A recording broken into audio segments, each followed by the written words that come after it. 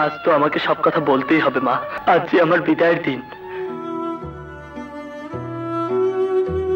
বাংলা চলচ্চিত্রের অমর নায়ক সালমান শাহ, যিনি স্বপ্নের নায়ক হিসেবে কোটি ভক্তের হৃদয়ে এখনও রাজত্ব করে যাচ্ছেন। ১৯৯৬ সালের ৬ সেপ্টেম্বর সালমান শাহ পৃথিবী ছেড়ে চলে গেলেও তার প্রতি ভক্তদের ভালোবাসা আজও অমলিন।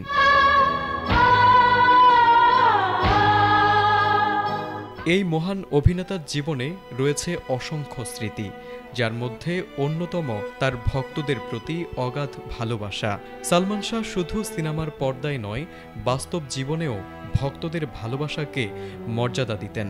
তিনি তাদের সঙ্গে চিঠির মাধ্যমে যোগাযোগ করতেন, তাদের আবেগ ও ভালোবাসাকে নিজের শক্তি হিসেবে গ্রহণ করতেন।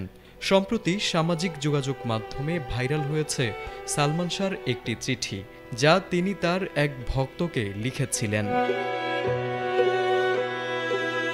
১৯৯৫ সালের ৮ মার্চ সালমান শাহ তার ব্যক্তিগত ডায়েরিতে একটি হৃদয়স্পর্শী চিঠি লিখেছিলেন। তা ছিল ভক্ত ইথেনের উদ্দেশ্যে। চিঠিতে তিনি লিখেন, স্নেহের ইথেন, আমার অনেক ভালোবাসা ও স্নেহাশিস নিও। তোমার চিঠি অনেক আগেই আমি পেয়েছি, কিন্তু অসম্ভব ব্যস্ততার কারণে উত্তর দিতে সামান্য দেরি হয়েছে বলে আমি দুঃখিত।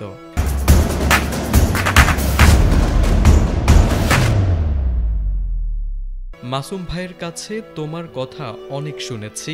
তোমার মতো একজন ভক্ত আমার আছে জেনে খুব আনন্দ পাই এবং মনে মনে গর্ববোধ করি। চিঠিতে সালমান শাহ আরও লিখেন, তোমাদের মতো অসংখ্য ভক্তদের ভালোবাসাই আমার কাজের প্রেরণা।